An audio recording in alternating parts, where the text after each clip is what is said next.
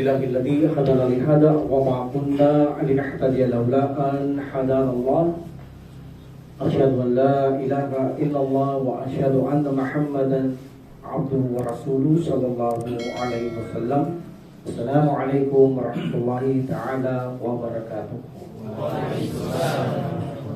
So, alhamdulillah, pagpapatuloy natin ang lilikha ng Allah subhanahu wa ta'ala na kung saan nasa paksa tayo ng divine decree o qadar at ang lahat ay sinukat niya bago niya itinadhana sa pinakamabuting sukat o maayos at perfecto balanse na sukat.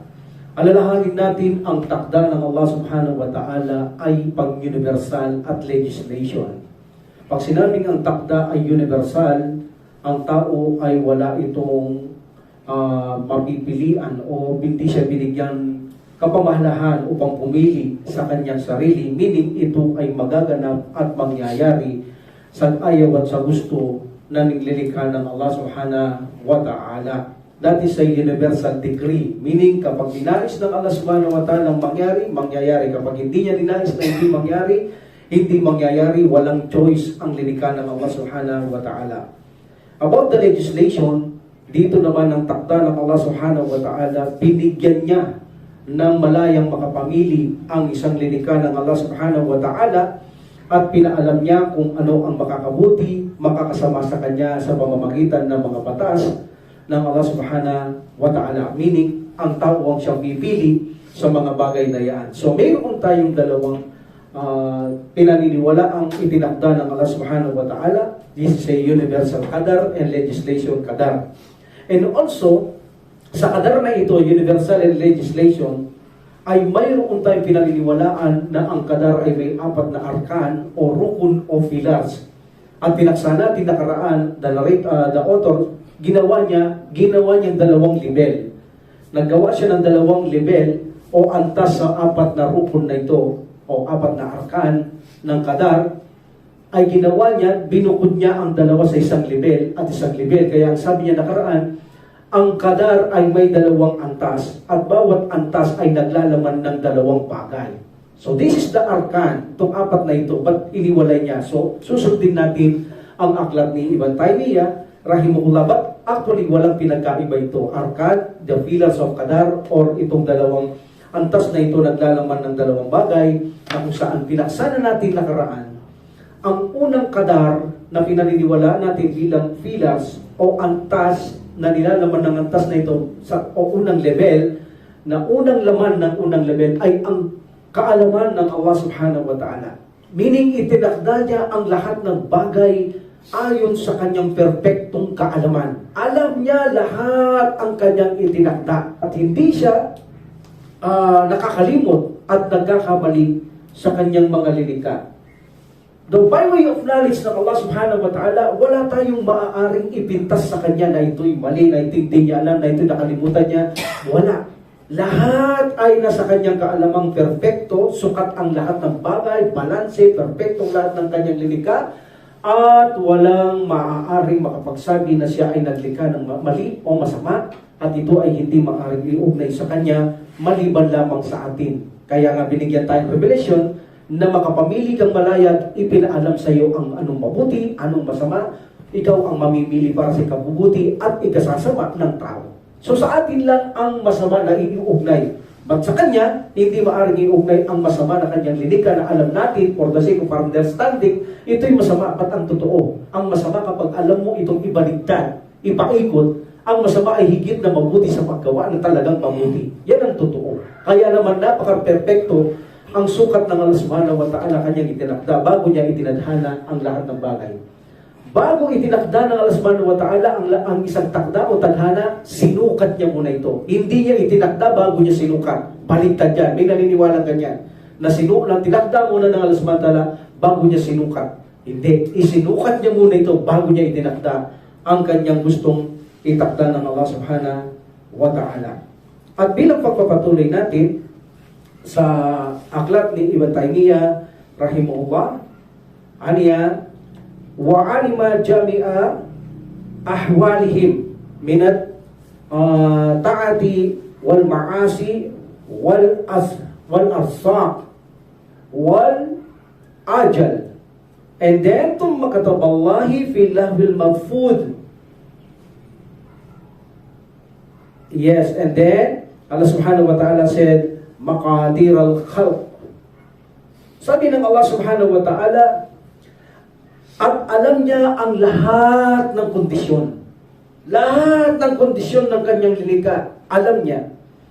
At alam niya rin kung sino ang susunod, sino ang susuway. Bago niya panilikha ito, alam na ng Allah subhanahu wa ta'ala ang lahat ng tao. Pinakita na kay Adam alayhis salam niya kung saan niya pinakita. Okay? In the place of Arafah. Lahat yan pinakita ng Allah subhanahu wa ta'ala na magiging anak ni Adam alayhis salam. At alam na ng Allah subhanahu wa ta'ala, sukat niya na ang lahat ng ito kung sino ang susunod, kung sino ang susuway. At alam niya rin ang haba ng buhay ng kanyang lahat na lilikha, pati araw, pati buwan. Alam niya ang mga haba ng buhay ng mga yaan. Wala siyang hindi alam kung ano ang haba ng buhay na kanyang lilikha ng Allah subhanahu wa ta'ala. At ito ay itinala, ang takdang ito o tadhana na kanyang sinukat muna sa pinaka-perfectong sukat bago niya itinadhana doon sa Allo al-Mahfuz. Kaya pakipaliwanag natin what's the Allo al-Mahfuz. Okay? So in this commentary sa aklat ni Ibn Taymiyyah rahimahullah na sinabi niya, alam lahat ng Allah subhanahu wa ta'ala ang kondisyon.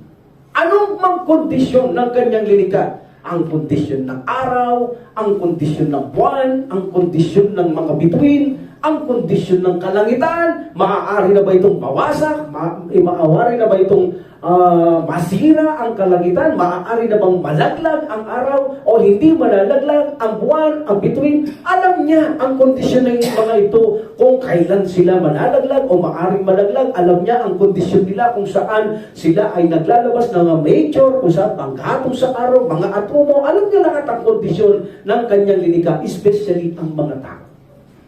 Alam niya lahat ang sitwasyon ng mga taong naghihirap, nagdurusa, masagana, mayaman, malungkot, masaya. Wala siyang hindi nalalaman sa kanyang lilikha. Lahat ng kanyang lilikha, matamlay man o isa man ay hindi matamlay. Alam lahat ng Allah subhanahu wa ta'ala ang lahat ng kanyang lilikha. That's why sabi niya, alam niya lahat ang kondisyon ng kanyang mga lilikha. That is the knowledge of Allah. So, meaning ito'y sinusuportahan ng kadar ng Allah subhanahu wa ta'ala na nilikha niya lahat ng bagay by way of His knowledge. Kaya sinusuportahan nito ang mga knowledge na tinutukoy ng Allah subhanahu wa ta'ala na alam niya lahat ng bagay. Now, iniisa-isa dito ang anumang mga bagay na alam ng Allah subhanahu wa ta'ala tulad ng kondisyon ng lahat ng kanyang mga lilikha. Ganon din sa kanyang mga lilikha na mga malaya, free will, like jinn, like na human beings. Alam niya kung sino ang susuway sa atin. Hindi pa man nangyayari. Alam na niya kung sino ang susuway, kung sino ang susunod. That's why ang Allah subhanahu wa ta'ala, alam niya na niya kung sino ang lahat ng papasok sa impyerno. Alam na niya kung sino lahat ng papasok sa paraiso. Ngunit remember, hindi niya ito'y tinakda para tumira ka sa paraiso, impyerno. Ikaw ay nakatakda sa dalawang bagay na impyerno, paraiso. Ikaw ang pipili. Pero alam lang ng Allah subhanahu wa ta'ala ang kadulo-dulo ang gagawin mo. That's why alam na ng Allah subhanahu wa ta'ala lahat ng papasok ng impyerno at paraiso, at alam niya rin ang mga lalabas sa paraiso sa impyerno para ito ay pumasok sa paraiso. Meaning, alam ng Allah subhanahu wa ta'ala kung sino ang susuway sa kanyang lilikha, like Iblis. Alam ng Allah subhanahu wa ta'ala na susuway si Iblis, pero hindi yun choice ng Allah.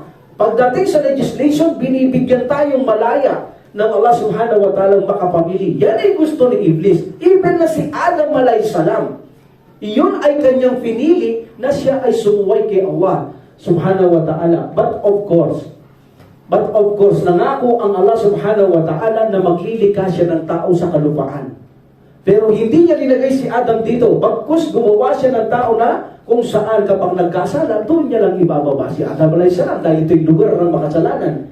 In this situation, sabi ni Adam alayhis salam, nang sinisisi siya ni Musa alayhis salam, sabi niya, maiiwasan mo ba ang itinakda ng Allah?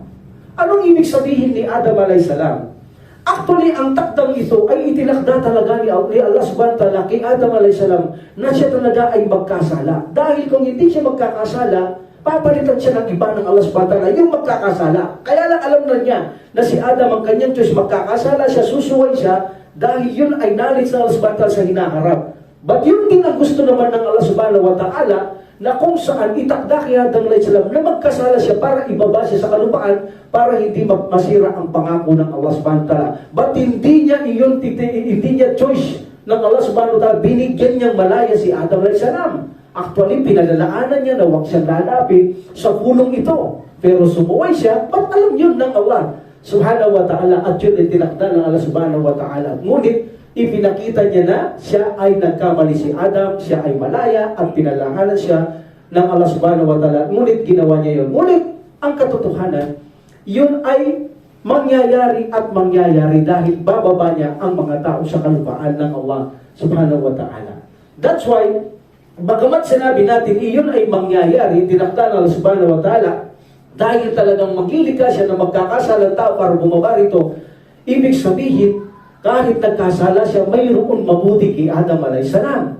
Ang pinakamabuti kay Adam alayhis salam, kahit pinahintulot mangyari yun ng Allah subhanahu wa ta'ala, itinuro niya humingi ng tawad si Adam alayhis salam. At humingi siya ng tawad kay Allah subhanahu wa ta'ala, ipinalit ng Allah subhanahu wa ta'ala ang tawbang ito, na kung saan ay nagpamana sa kanyang mga anak ni Adam alayhis salam, na ngayon ay bit natin ang paghingi ng tawad. At ito ang pinakamalaking benefit na nangyari sa pagkakamali ni Adam alayhis salam, ang makapagtawba tayo dahil tinuruan siya ng subhanahu wa ta'ala at mapalapit tayo makapasok sa paraiso. That's why sabi ng subhanahu wa ta'ala, babalik ka rin sa paraiso. Because nagtawba ka, pinakinggan mo ako, at ako'y nagtakda sa iyo na kung saan ay gagawa ko ng tao sa mundo na gusto ko, yung taong nakita ko sa aking kaalaman na ikaw ay magkakasala, ngunit hindi ko pinilit ba't alam ko magkakasala ka, yun naman ang gusto ko, yung magkasala ka, dahil gusto kong ibaba kita. But, dahil sa katarungan ko, tuturo kong paghingi ng tawad sa iyo at humingi ka ng tawad, ibabalik ka rito at pamamana mo sa mga angkan mo ang paghingi ng tawad. Napakalaking benefits ang ginawa ng Allah subhanahu wa ta'ala kay Adam alayhis salam, bagamat yun ang choice ng Allah subhanahu wa ta'ala na ang tao ay magkasala para matupad ang kanyang pangako na ibaba niya ang tao rito, sapagkat sabi niya sa mga malaika na siya ay maglilika ng tao sa kalupaan. At tignan niyo ang katarungan ng subhanahu wa ta'ala, hindi niya dito dinala si Adam, dinala niya muna sa lugar na walang, kung saan ang paraiso ay lugar na hindi pagkakasala, ngunit sinubukan siya ng subhanahu wa ta'ala at sumuhay siya bago siya inilagay sa lugar ng kung saan itong lugar na ito ay paggawa ng mga gawaing kabuktutan. Alhamdulillah. So alam ng Allah subhanahu wa ta'ala ang mga susuway at mga susunod kay Allah subhanahu wa ta'ala. Like Iblis, talagang hindi na siya sumunod. Alam niya ng Allah subhanahu wa ta'ala. Alam ng Allah subhanahu wa ta'ala na kanya ring choice, kanya ring gusto na magkaroon na isang nilikha na hindi siya magtatawba kay Allah subhanahu wa ta'ala at bibigyan niya ng kapangyarihan to na kalabanin niya si Allah subhanahu wa ta'ala. At napili niya sa kanyang knowledge na si Iblis ang gagawa nito na isang jinn na kung saan yun ang nangyari sa takda ni Iblis, kailanman ay hindi siya magtatawba. Kung nagtatanong kayo na si Iblis ay makakapasok ng paraiso at magtatawba, never na never siyang magtatawba si Iblis. Alam na yan ng Allah subhanahu wa ta'ala. That's why pinangakuhan na niya na ito ng impyernong apoy si Iblis at lahat ng susunod kay Iblis ay ipinangakong pupunahin ang impyernong apoy sa kanila. That's why alam niya ng Allah subhanahu wa ta'ala sino ang susuway at tuloy-tuloy na susuway hanggang sa kamatayan at sino ang susuway at sa bandang huli ay magtatawba at papasok sa paraiso. Walang hindi alam ang Allah subhanahu wa ta'ala. Alhamdulillah. And then sabi dito, ang Allah subhanahu wa ta'ala, siya rin ang nakakaalam ng mga panustos na ibibigay niya sa mga kanyang mga linika. Meaning, kung nalalaman natin ang kadar, maniwala kayo sa hindi, magiging maligaya ang buhay ninyo. Kapag alam niyo ang kadar exactly, alam niyo ang katuruan ng kadar, magiging masaya at maligaya ang buhay ninyo. Kahit anong mga pagsubok ang dadaanan ninyo, tiyak na maligaya kayo. Dahil albawa, like this, anumang panustos na mayroon tayo ngayon, sukat ito ng Allah subhanahu wa ta'ala, alam niya ito. So wala tayong dapat ireklamo kay Allah subhanahu wa ta'ala dahil universal na wala tayong Diyos na pagkakalooban niya tayo ng panustos ayon sa kanyang gusto. Gusto niya maging mayaman ka, gagawin kanyang mayaman. Gusto niya maging mahirap ka, gagawin niyang mahirap ka, wala kang magagawa dyan. Yan ay kanyang itinakda at ang mga panustos niya sa atin, kung ano ang ibinigay niya, alhamdulillah. Yun ang sasabihin na lang natin, kundi alhamdulillah dahil alam natin, sukat na yan ng Allah subhanahu wa ta'ala. Hindi na natin dapat tayong magreklamo, bakit ito lang ang ulam natin, bakit ito lang ang pagkain natin. Hindi. Sukat ng Allah subhanahu wa ta'ala ang araw-araw na kinakain natin at mga panustos natin. Yan ay sukat na ng Allah subhanahu wa ta'ala na wala tayong magagawa at wala tayong Diyos kundi purihin at pasalamatan ang Allah subhanahu wa ta'ala. Alam din ng Allah subhanahu wa ta'ala ang haba ng ating mga buhay. Alam niya rin kung kailan tayo ipanganganak at hanggang kailan tayo mamamatay. Alam niya kung ano ang haba ng buhay ng tao, either sa loob pa lang ng tiyan, mamamatay na siya. Alam ng Allah subhanahu wa ta'ala kung isang araw ka lang, isang buwan ka lang, isang taon ka lang, 10 taon ka lang, 20 taon ka, hanggang 100 taon ka. Alam niya lahat ng Allah subhanahu wa ta'ala ang haba ng buhay ng mga tao. At aalamin natin yan sa malaika na magsusulat ng kanyang tadhana kapag siya ay nasa sinapupunan ng kanyang ina. So alhamdulillah, in this situation, ang ebidensya dito na kung saan sa isang dalawang sahih na hadith mula kay Abdullah ibn Mas'ud radiyallahu an na ang propeta sallallahu alaihi wasallam ay nagsabi, sabi niya, ang propeta sallallahu alaihi wasallam ay nagsabi, sabi niya, katotohanan ang mga lilikha ay inipon kayo ng Allah subhanahu wa ta'ala o binuo kayo sa sinapupunan ng inyong mga ina. At pagkatapos ay sabi niya, inilagay kayo ng Allah subhanahu wa ta'ala sa antas ng pagkabuo. Meaning magmumula ka sa lusaw na tubig, meaning walang halaga, until ito ay magkadugo, until ito ay magkalaman, until ito ay magkaroon ng mga kamay at mga paa. Ang Allah subhanahu wa ta'ala ang naglagay niyaan. Sabi ng Prophet sallallahu alaihi wasallam, and then kapag ikaw ay bibigyan na ng kaluluwa, meaning ilalagay na ang kaluluwa mo sa hadith 120 days, almost 4 months. Ihihipan na ang kaluluwa sa tiyan ng iyong ina upang magkaroon ka na ng buhay. At dito sabi ng Prophet sallallahu alaihi wasallam, ipag-uutos ng Allah subhanahu wa ta'ala sa anghel na itala ang 4 na bagay sa kanya. See, alam na ng Allah subhanahu wa ta'ala, this is say suporta sa knowledge ng Allah subhanahu wa ta'ala. Di pa tayo maalis. Nasa una pa lamang tayo ng laman ng unang level. Wala pa tayo sa pangalawang laman ng unang level. Nasa una pa lang, knowledge of Allah. He knows everything. So ipinapakita dito, kita nyo, isa-isa na kung saan, pati ang buhay natin, bago lumabas, itala ang 4, sasabihin ng Allah subhanahu wa ta'ala, itala mo ang 4 na bagay sa kanya kapag siya ay nagkaroon na ng kaluluwa at may buhay na. Ito ay itatala ang 4 na bagay. Unang-una, itatala sa kanya ang kanyang mga gagawin. Meaning, ang iyong gagawin, alam ng Allah subhanahu wa ta'ala, ikaw ba ay mag-aaral? Ikaw ba ay hindi mag-aaral? Alam ng Allah subhanahu wa ta'ala, magtatrabaho ka, hindi ka magtatrabaho. Ilalagay yan lahat ng iyong mga ginawa. By way of knowledge ng Allah yan subhanahu wa ta'ala. Alam niya kung anong gagawin mo. That's why, itatala ang iyong mga gagawin. So may mga gagawin kang hindi mo choice, meaning ang Allah subhanahu wa ta'ala itinakda niya na talaga na gagawin mo ang bagay na yan. Meaning hindi ito legislation. This is a universal for Allah subhanahu wa ta'ala. Wala kang choice. Meaning legislation, palaging mayroon tayong choice. Hindi makatarungan kapag wala tayong choice. Ito ay universal na itatakda ng Allah subhanahu wa ta'ala ang iyong gagawin. Like for example, gagawin ng Allah subhanahu wa ta'ala na gagawin mo na dadaan ka sa mga mang-iinom ng alak. That is a universal. Wala kang choice dyan. Ang choice mo dito, pag dumaan ka, kaya pinadaan ka ng Allah subhanahu wa ta'ala para subukan ka dyan. Titignan ka dyan. But this is a obligatory mangyari sa'yo. Nadadaan ka dyan. Dahil nakatakdayan na isinulat, dadaan ka sa mga mang-iinom ng alak. Ang wisdom dito, halimbawa, para subukan ka ng Allah subhanahu wa ta'ala kung iinom ka, kung hindi ka iinom. So meaning ikaw ang pipili doon dahil yun ay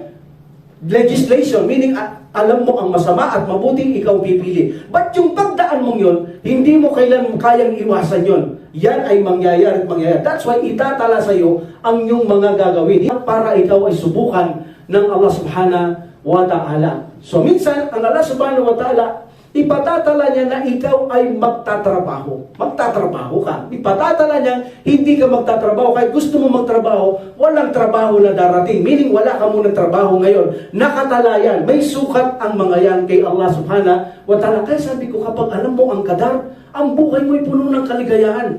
Everything is masasagot mo. Everything talagang mayroong lunas. Hindi mo kailangan maging balumbay. Wala kang trabaho? Nakatakda yan dati sa universal na hindi ka magkakatrabaho kahit anong gusto mo. Bakit? Bakit itinakda ng samantala ang gawain niya na hindi ka magtatrabaho para subukan kanya? Bakit bibigyan ka naman niya trabaho? Para rin subukan kanya. Meaning kapag dinikha ng Allah samantala ang gagawin mo, titignan ka lamang niya. Susubukan ka lamang niya patungkol sa legislation ngayon, masama, mabuti na alam mo binigyan kanyang gabay, dito kanya susubukan. Kaya kawawa ang mga hindi Muslim na walang gabay, hindi nila alam ang ganitong mga bagay, no? Alhamdulillah. In this situation, alam ng Allah subhanahu wa ta'ala ang iyong gagawin dahil ipinatakda niya ang iyong gagawin. Hindi sila makatarungan to, Hindi ibig sabihin lahat ng iyong gagawin, pati masama, ipatatakda ng Allah subhanahu wa ta'ala. No, yung hindi masama at yung impact na ulitin ko para subukan ka.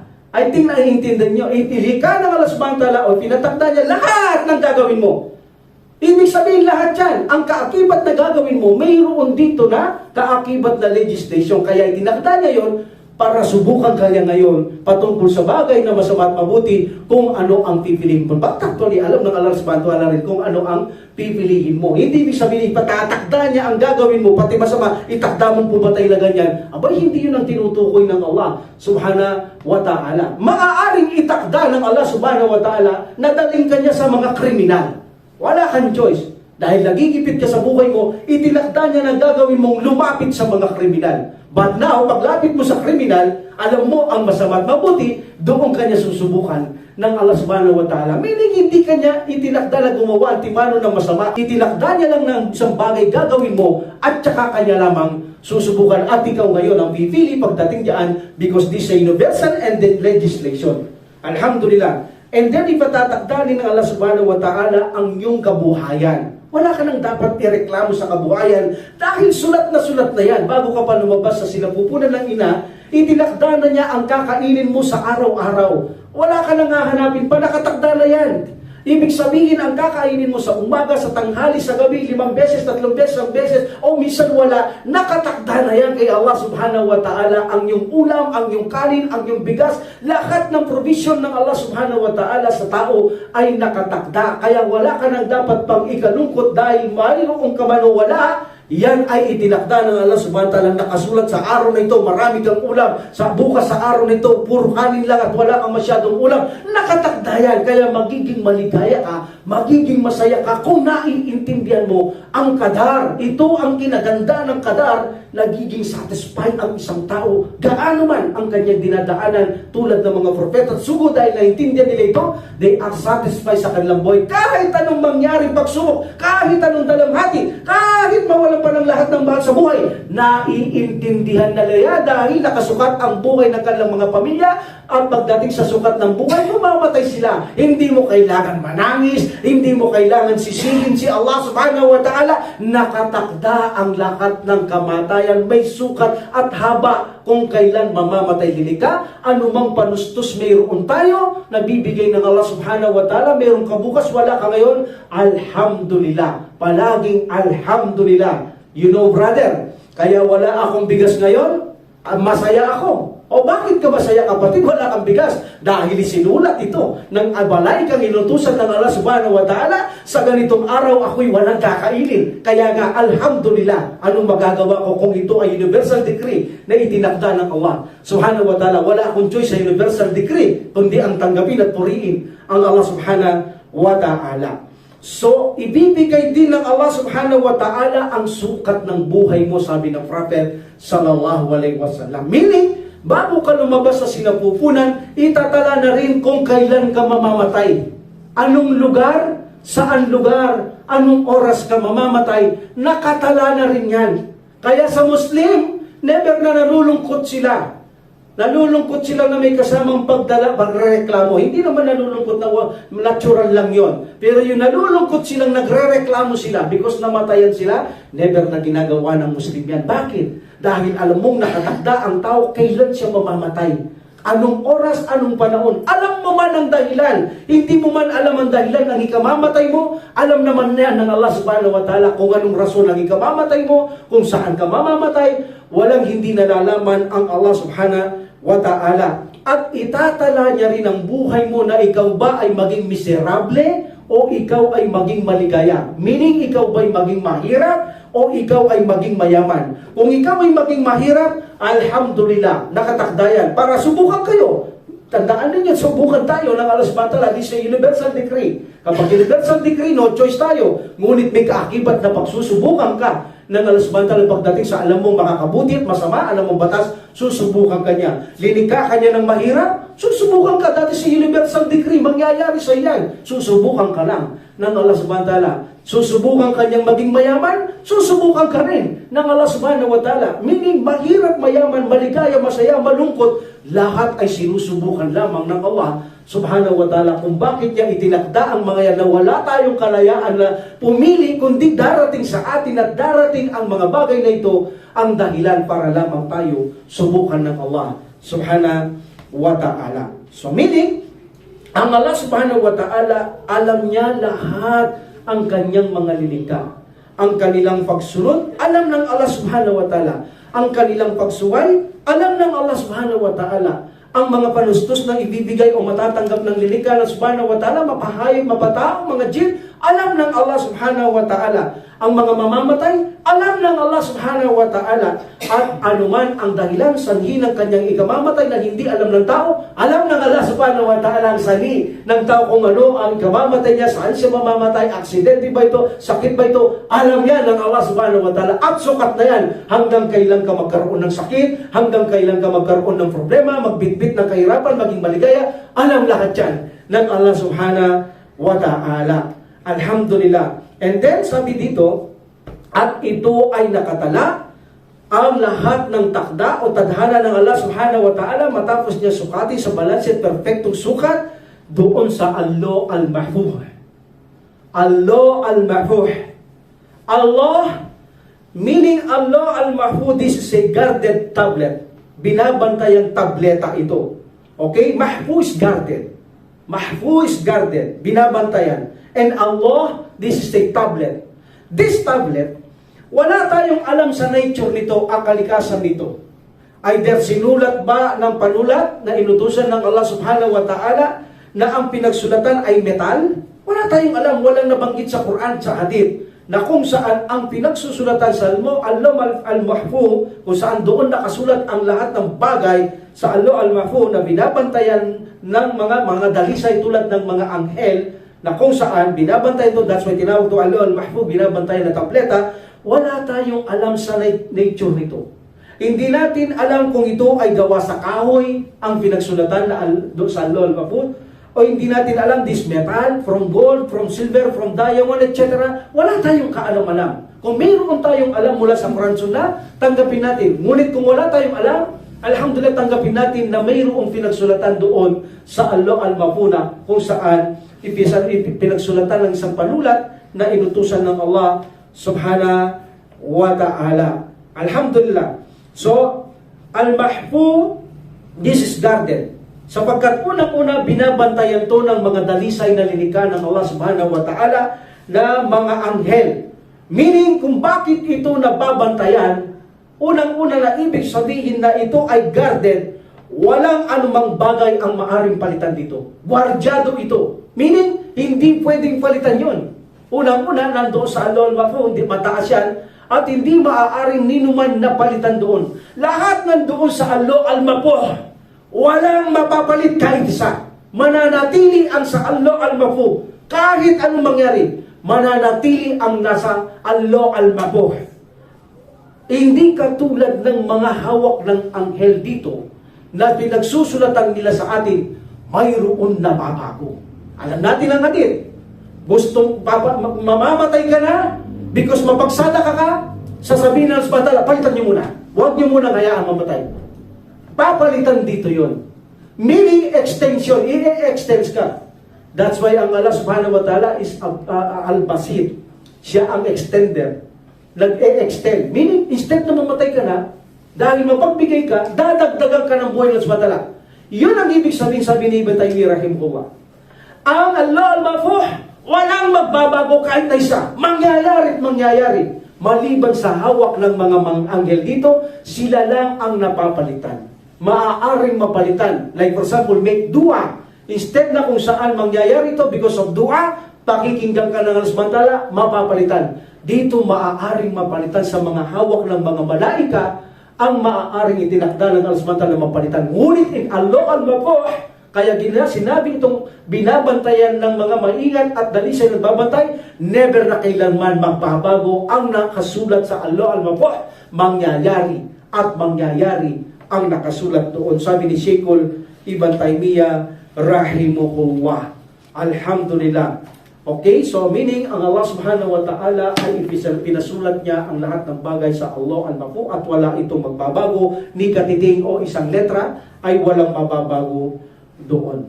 Alhamdulillah. So bilang pagpapatuloy sa aklat ni Ibn Taymiyyah rahimahullah. Paawal, ma khalaqa Allahu al-kalama qala lahu uktub. Qala ma aktub.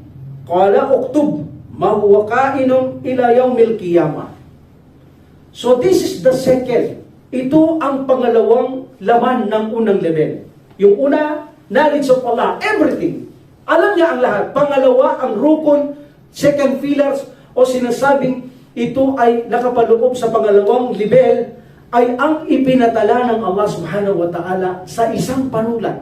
Ang lahat ng kanyang linikha by way of His knowledge. Sabi ng Allah subhanahu wa ta'ala, ang unang bagay na linikha ng Allah subhanahu wa ta'ala, sabi dito ng commentator o sa aklat ni Ibn Taymiyyah rahimahullah, ang unang linikha ng Allah subhanahu wa ta'ala ay ang panulat.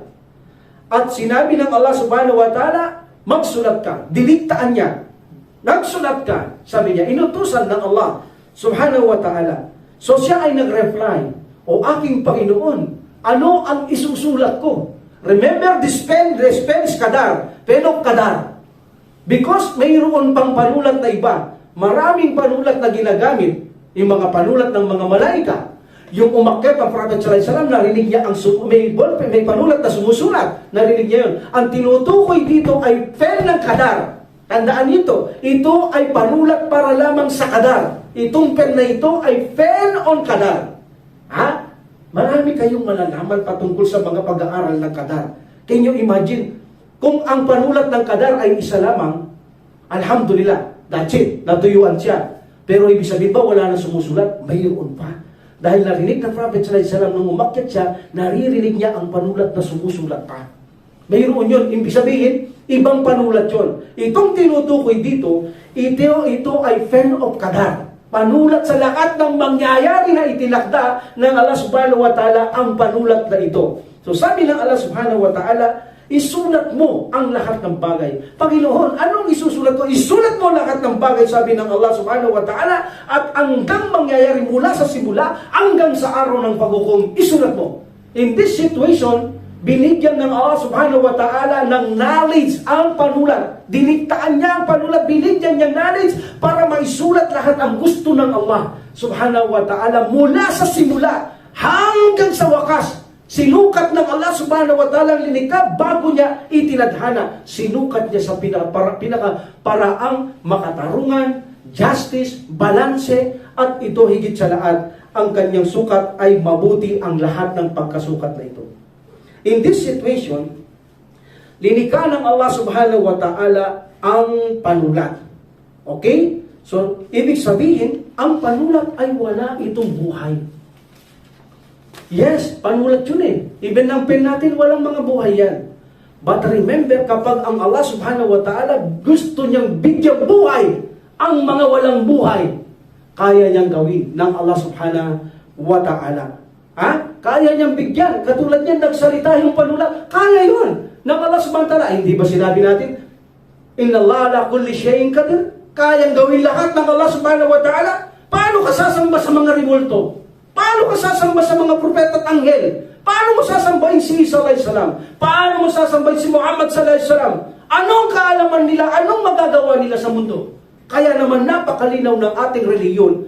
Saan ka tatakbo kapag tumalikod ka rito? Sinong tatakbuhan mo? Ang mga sinasambang lilikha ng mga tao na lilikha ng Allah subhanahu wa ta'ala na wala silang kakayang lumikha ni isang langaw? Subhanallah, wala kayong tatakbuhan kapatid pagkatapos ng reliyong ito sapagkat makikita niyo naman ang patunay ng Allah subhanahu wa ta'ala. Lilikha niya ang lahat ng bagay ayon sa kanyang kaalaman at perpekto ang lahat ng bagay na ito. At dito ay ipinatala niya sa alal-mapu at kaya niyang bigyang buhay. Kahit na walang buhay, kaya niyang pasalitain at kaya niyang bigyan ng kaalaman ang buhay na kung saan panulat lamang na isulat niya mula sa una hanggang sa wakas ng mundo. Kaya niyang isinulat yun because of Allah subhanahu wa ta'ala. That is the power. That is the power of Allah subhanahu wa ta'ala. That is the mighty of Allah subhanahu wa ta'ala.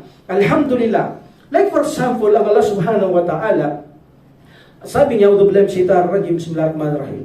Thumma stawa ila as-sama' wa hiya dukkanun faqala laha walil ard tiya taw'an aw karha. Qalata, sabi nila, qalata abana ta'ifin. Meaning, nang Allah subhanahu wa ta'ala ay pumaimbabaw sa kanyang trono, na ang lilikha niya yung langit at lupa, na ang kalangitan ay usok pa because of the Big Bang, the effect of Big Bang. Okay? Dati kasi ito ay isang piraso lamang. Ngunit ito ay nagkaroon ng isang bulat. Bang! That's a Big Bang. At dito nilikha ng Allah subhanahu wa ta'ala ang lahat. So, umakyat siya sa kanyang trono, pumaitaas, meaning, habang ito ay usok pa. And then, sinabihan niya, sino ang sinabihan niya? Dito. At sinabihan niya ang kalupaan. Nakikita niyo parang walang buhay ang kalupaan. But kapag gustong bigyan nito ng Allah subhanahu wa ta'ala, mabibigyan niyang buhay at gagawin niya ang gustong gawin ng Allah subhanahu wa ta'ala. Like for example, lamunin mo ang isang tao. Di ba? Ang tahuan ni Faraon na nagyayabang na ang kanyang mga yaman galing sa kanyang talino. Di ba? As para sa ino, this is a karun. So pinalamon siya ng Allah subhanahu wa ta'ala sa lupa. Meaning, bakit nagawa ng lupa na walang buhay yun? Kapag gustong bigyan ng Allah subhanahu wa ta'ala ang lupa, na magkaroon buhay, kahit magsalita, magsasalita yan. Kaya walang imposible kay Allah subhanahu wa ta'ala, kaya niyang gawin ang lahat ng bagay. So sabi ng Allah subhanahu wa ta'ala dito, nang siya'y pumaytaas sa kanyang trono, at sinabi niya sa kalupaan, lumapit ka, pumunta ka sa akin nang walang, meaning hindi ka maaaring hindi sumunod. Sumunod ka, kung saan, sabi ng Allah subhanahu wa ta'ala, lumapit ka, pumunta ka sa akin na kung saan na hindi ka maaaring hindi pumunta. Ayon sa iyong kagustuhan. Sabi ng lupa sa kanya, Panginoon ko, ako ay lumalapit o pumaparito sa iyo ayon sa aking kagustuhan. Meaning, kagustuhan ng lupa, kapag inutusan siya ng Allah subhanahu wa ta'ala, siya ay lalapit. This is the Quran. Sumagot ang kalupaan kay Allah subhanahu wa ta'ala. Ya Allah, sabi niya, ako'y lumalapit, pumaparito sa inyo ayon sa aking kalooban. Meaning, ako'y sumusunod sa inyo. Lupa yan, na nagsasalita yan. That's why kaya ng Allah subhanahu wa ta'ala na makapagsalita ang mga bagay kahit walang buhay kapag ginusto ng Allah subhanahu wa ta'ala. Alhamdulillah. Like for example, ang apoy, nung sinusunog si Ibrahim alayhi salam, kinausap siya ng Allah subhanahu wa ta'ala, apoy, meron bang buhay ang apoy? Wala. Pero ano sabi ng Allah subhanahu wa ta'ala sa kanya? Sabi ng Allah subhanahu wa ta'ala, Kulna, yanar, kuni. Sabi na, kuni. Meaning, apoy, maging malamig ka, sabi ni Allah subhanahu wa ta'ala. So, maging malamig ka, sabi ni Allah subhanahu wa ta'ala. Wasalaman ala Ibrahim. At pangalagaan mo si Ibrahim. Hindi ba naging malamig ang apoy? Hindi ba? Parang wala man parang di sinusunod si Ibrahim alayhi salam. Dahil inutusan siya ng Allah subhanahu wa ta'ala na maging malamig ka. Can you imagine nagawang maging malamig ng apoy? Because of the power of Allah. So nagawa niyang maging malamig ang apoy. At sabi niya sa apoy ng Allah subhanahu wa ta'ala, sabi niya sa apoy, at pangalagaan mo si Ibrahim. Meaning, wag mo siya sasaktan.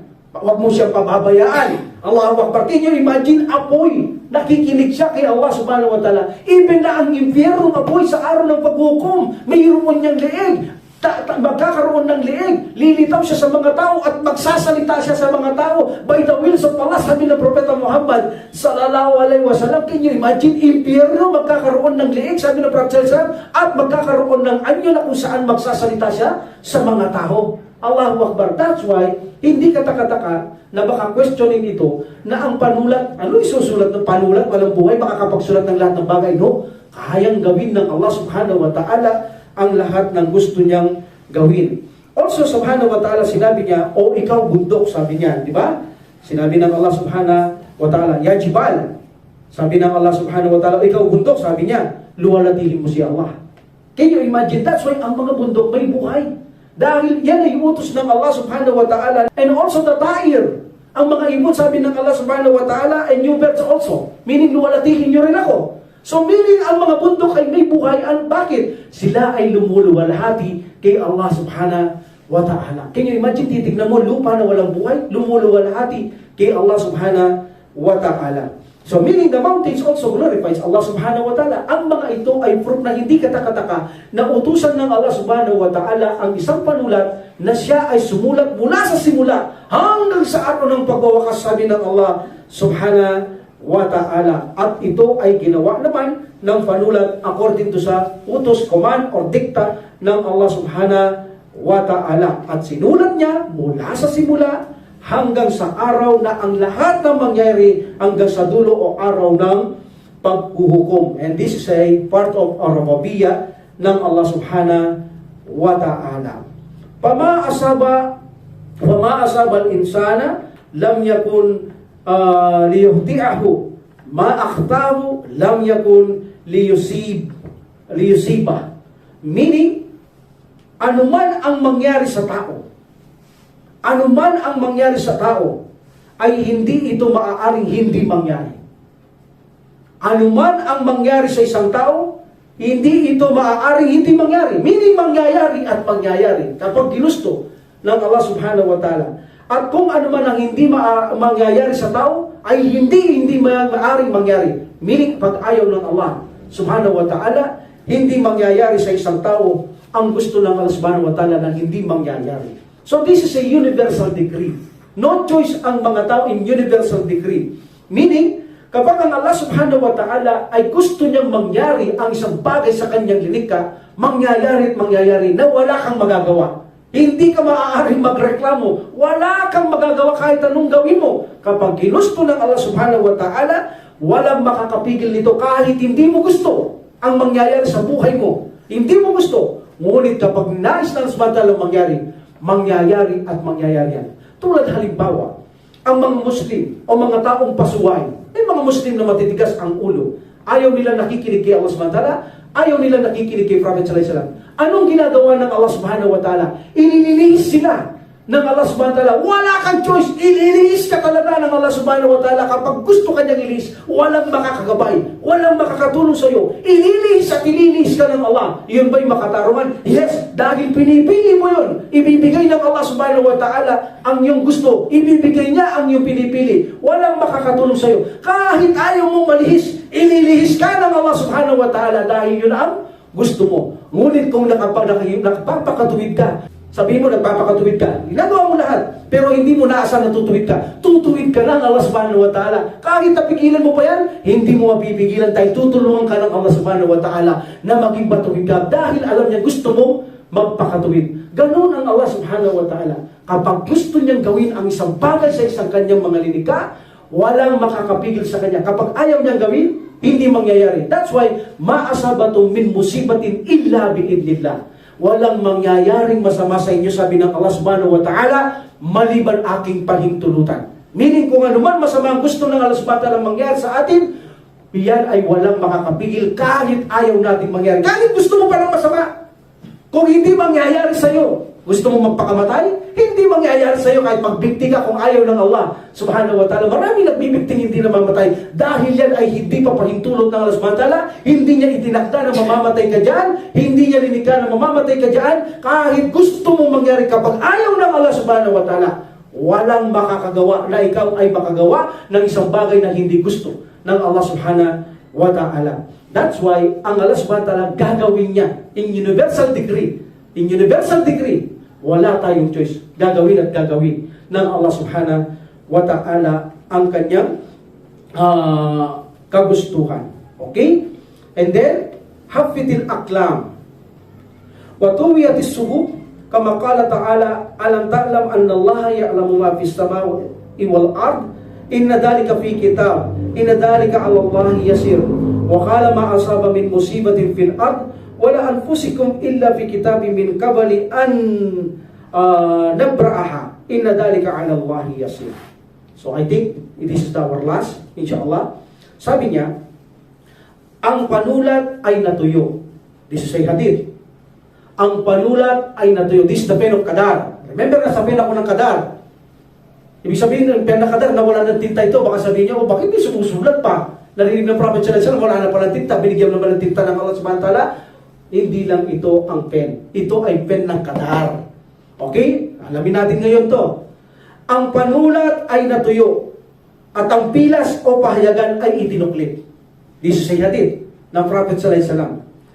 At ang Allah subhanahu wa ta'ala ay nagsabi, hindi nyo ba alam na alam ng Allah subhanahu wa ta'ala ang nasa kalangitan at nasa kalupaan? At ito ay mga nakatala. At ito ay lubhang napakagaan kay Allah subhanahu wa ta'ala. Actually, may Quran pa ito, chapter 22-70, suratul Hajj. Okay. At sinabi pa ng Allah subhanahu wa ta'ala, this is also Quran, chapter 57, verse 22. At walang kalamidad na magaganap sa kalupaan o sa inyong sarili na hindi ito nakatala bago pa man mangyari, sabi ng Allah subhanahu wa ta'ala, at ito'y lubhang napakadali kay Allah subhanahu wa ta'ala. Alhamdulillah, napakalaking benefits ng Qadar na ito. No? Okay. In this situation, nung sinabi dito ng Prophet sallallahu alaihi wasallam na ang panulat ay natuyo, meaning na walan na ng tinta. Meaning wala na, hindi na siya makasulat. At ang kanyang pilas o pinagsulatan, hindi natin alam, kahoy, ginto, pilak, etc. No, ala knows best. O ang kanyang pahayagan o pilas ay itinuklit. Ang ibig sabihin ng natuyo, wala ng tinta ang pen ng Qadar. This is a pen of Qadar. But bago siya nawalan ng tinta, tapos na ang lahat ng kanyang isinulat. Kaya nga, sinabi dito, itiniklop, tapos na ang lahat. Sakto ang sukat ng kanyang tinta. Meaning, ganun kakapangyarihan ng Allah subhanahu wa ta'ala. Alam niya ang sukat na gagamitin ng pen mula sa simula hanggang dulo na masulat ng lahat, tuyo na ang pen, meaning wala ng tinta. Wala na siyang isusulat. Ano pa isusulat niya? Ano bang papel niya? Kaya naman tuyo na ang pen at tapos na ang pilat o pilas. Allahu Akbar. Yun ang ibig sabihin ng hadith ng Propeta Muhammad sallallahu alaihi wasallam. And remember, this is a fence of Qadar. Ito ang mga panulat o panulat sa Qadar na ginamit na panulat ng Allah subhanahu wa ta'ala, at sukat na sukat hanggang ito'y batuyo at may sulat na ang lahat ng bagay bago siya nawalan ng tinta ang kanyang ginamit ng Allah subhanahu wa ta'ala na panulat. At sinabi ng Allah subhanahu wa ta'ala, alam niya ang lahat ng bagay. Hindi niyo ba alam? Sabi ng Allah subhanahu wa ta'ala, na kung saan alam ko ang nasa kalangitan at kalupaan. Alam lahat ng Allah subhanahu wa ta'ala, anong kondisyon, anong kalagayan. Alam lahat ng Allah subhanahu wa ta'ala. Alhamdulillah. And Allah subhanahu wa ta'ala, sabi niya, ito ay nakatala lahat. Meaning, Allah al-mabuh. Ano man ang nangyayari, ano man ang nilikha ko sa langit, sa lupa at mangyayari, nakatala na yan. Bago nawalan ng tinta ang panulat ng Allah subhanahu wa ta'ala, naubos ang tinta, lahat ay detalyadong nakasulat na sa Allah al-mabus hanggang madurog na ang mundong ito. Okay. And then, Allah subhanahu wa ta'ala said, ito ay nakatala sa Allah al-mabus at ito'y lubhang napakagaan sa akin. Meaning, napakagaan kay Allah subhanahu wa ta'ala na maitala ang lahat ng mangyayari. Ganun lang kagaan kay Allah subhanahu wa ta'ala na hindi kaya saklawin. Isipin ng mga tao sa gaano karaming pangyayari ay naging magaan lang ito. Kay Allah subhanahu wa ta'ala, sabi niya, at ito ay lubhang napakagaan lang sa akin na itala ko ang lahat ng bagay na mangyayari mula sa simula hanggang sa dulo. Hindi niyo ba nakikita? Bago natuyuan ng pen, alam ko kung kailan ito matutuyo dahil alam ko kung kailan matatapos ang kanyang susulat na lahat. Alam ko yun, sabi ng Allah subhanahu wa ta'ala. That's why, nung malika ng lahat ng bagay na itala na sa Allah po, nawala na siya ng tinta. Sukat na sukat. Ganun kapangyarihan ng knowledge ng Allah subhanahu wa ta'ala. Alhamdulillah. And then dito, sabi niya, walang kalamidad na mangyayari sa kalupaan o sa inyong sarili. Tandaan ninyo, kalamidad ito. Pag sinabing kalamidad, ito'y linikhang masama. Ba't sa ating pangunawa lang yan? Ba't kaya Allah subhanahu wa ta'ala, hindi natin maaaring uglay ang mga masasamang nilikha dahil mayroon itong kaakibat na mga mabubuti na ginawa ng Allah subhanahu wa ta'ala para maging balanse o higit pang mainam ang mga mabubuti kaysa sa masamang alam natin na pangyayari. At walang kalamidad, meaning walang masama.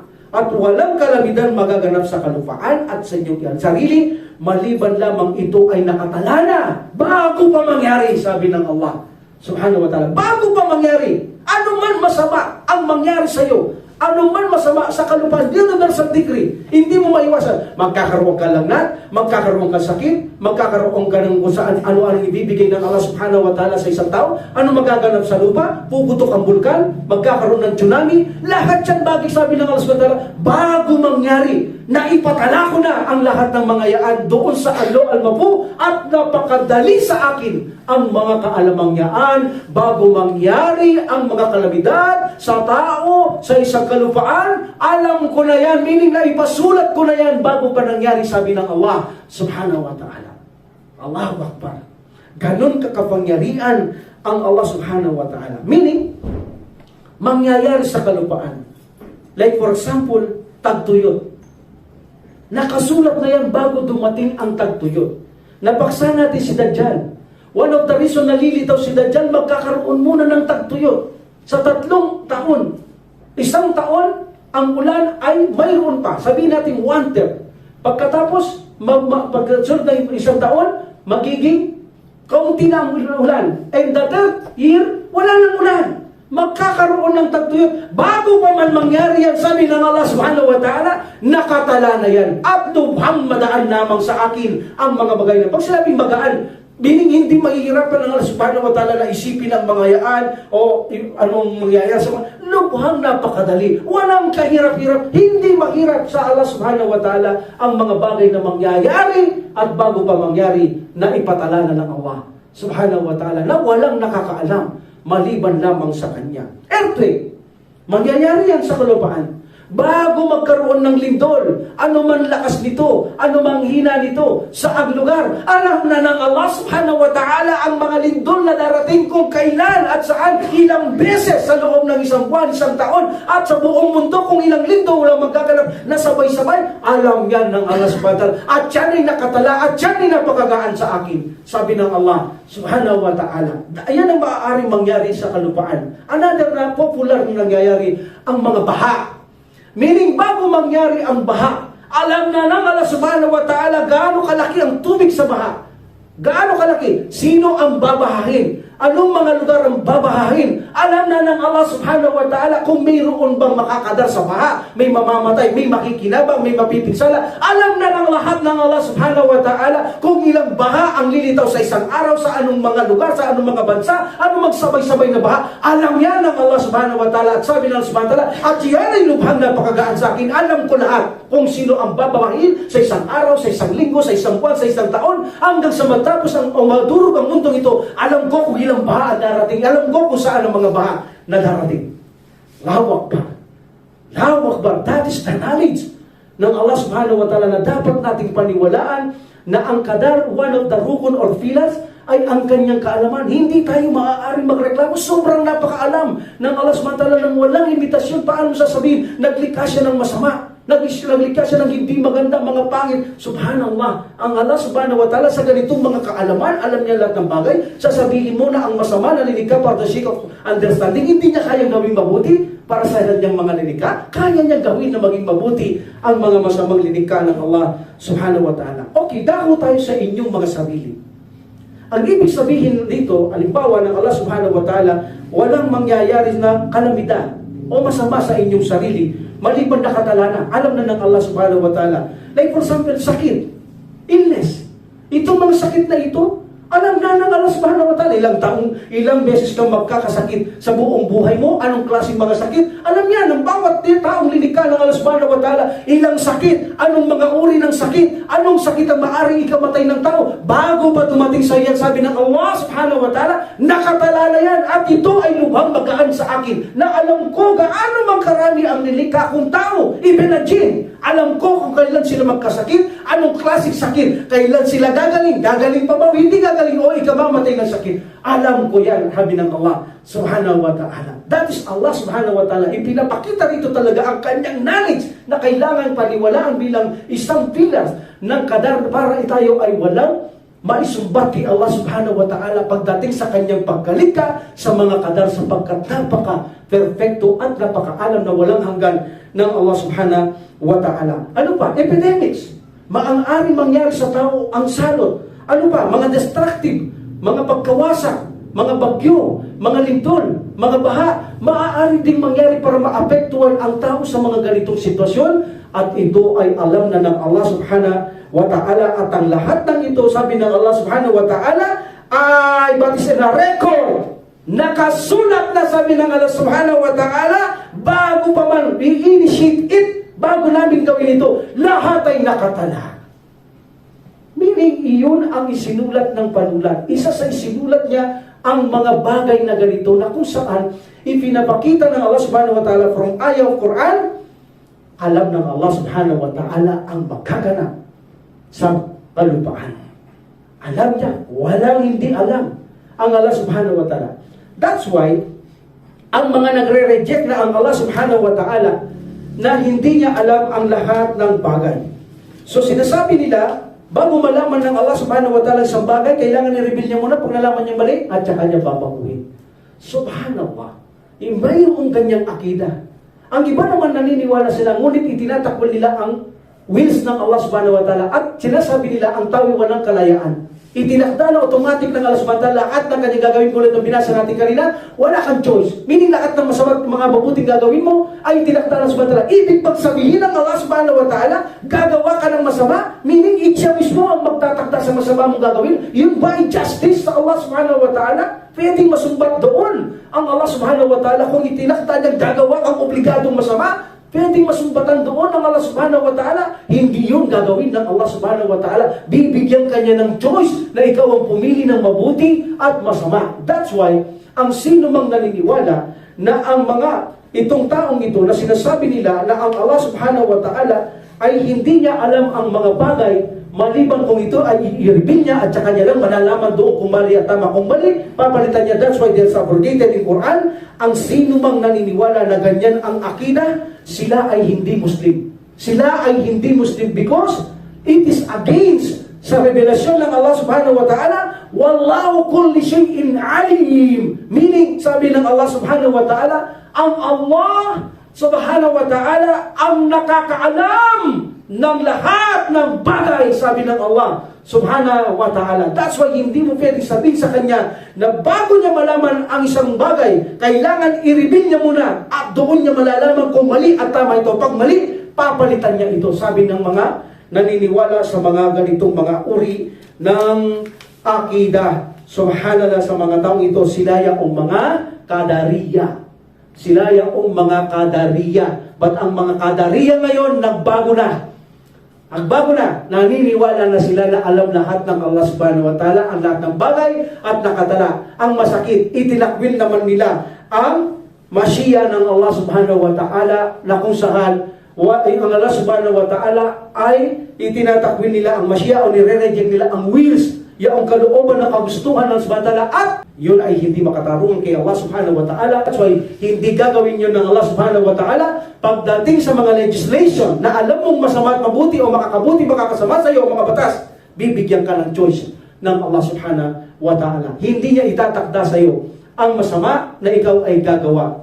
Maaari pang ang Allah subhanahu wa ta'ala tulungan ka niyang makagawa ng mabuti, ngunit hindi kanya tutulungan gumawa ng masama ng Allah subhanahu wa ta'ala. Kung nasabi natin kanina, inililinis ka ng Allah subhanahu wa ta'ala, hindi ibig sabihin tinutulungan kanyang makalis, ibinibigay lang ng Allah kung anong gusto mo. Pinipili mo yun, ibinibigay lang ng Allah subhanahu wa ta'ala yung gusto, meaning hindi mo siya kayang sumbatan. Bakit? Sasabihin mo, ya Allah, nililis mo ko. Di ba yun ang gusto mo? Ang gusto mong pagkalis ay mo ko sundan? O that's why binibigay ko na sa'yo. Meron ka pa magreklamo doon? Tinutulungan ka ba ng Allah? Hindi. Ibinibigay lang ng Allah subhanahu wa ta'ala ang nais mo para mapadali ang gusto mo dahil hindi naman ang gusto mo eh. Kaya ibinibigay ng Allah subhanahu wa ta'ala yung gusto mo dahil gusto mo yun. Hindi sabihin, ang Allah subhanahu wa ta'ala gusto niya yun, tutulungan ka niya gumawa ng gano'n. No. Yun lang kasi ang gusto mo. That's why ang Allah subhanahu wa ta'ala, kung tinutuya mo siya, tutuyain ka rin ng Allah subhanahu wa ta'ala. Gano'n ang Allah subhanahu wa ta'ala. Ayaw mo sumunod, ayaw mo makinig, tinutuya mo ang reliyon ng Allah subhanahu wa ta'ala, tinutuya mo fracture sa mga Allah subhanahu wa ta'ala, tutuyain ka rin ng Allah subhanahu wa ta'ala. Ibibigay niya sa iyo ang gusto mo. Yan ay panunuya sa iyo ng Allah subhanahu wa ta'ala. Pero hindi sabihin tutulungan ka ng Allah subhanahu wa ta'ala na siya na mismo gumawa ng masama sa iyo, like ang paniniwala ng Qadariyan, ha?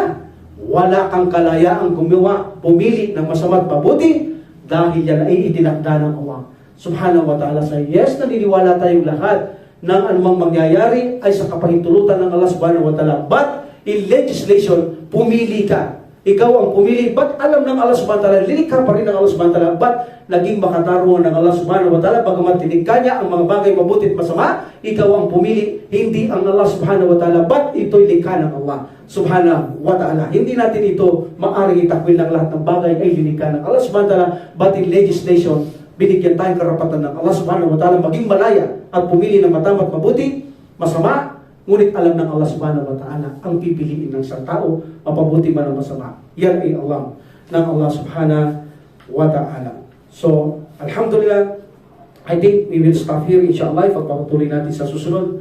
Ang pangalawa, nasa pangalawa tayo ng isang unang level, nakapasok tayo sa pangalawang bagay nito, yung isinulat sa panulat. Sa Allah, ano po yung una, ang una, sabi ng iba, first rukun or first pillars, yung everything knowledge of Allah. Sa kadar, maniwala tayong lahat, kinadar ng Allah, tinadhana niya, linikha niya sa tamang sukat, sa kanyang pamamagitan ng perfectong knowledge. Number 2, ipinasulat niya ito sa Al-Law Al-Mahfuz. Meaning, nakakadalawa na tayong pillars, o ito yung pangalawang bagay na sakop sa unang level o antas. Pero hindi pa tayo tapos sapagkat mayroon pang ibang mga talaan tulad sa mga anghel na kung saan tumatala din sila at mayroon pang kadar na kung saan ang buwan ng Ramadan, itinatala ang mga kadar sa isang taon. Meaning, mayroon pa maliban sa Al-Law Al-Mahfuz na kung saan aalamin pa rin natin ito inshallah sa susunod. Wa qad alhamdulillah rabbil alamin wa salatu wa salam ala rasulillah subhanaka allahumma wa bihamdika asyhadu an la ilaha illa anta astaghfiruka wa atubu ilaik. Assalamualaikum warahmatullahi taala wabarakatuh.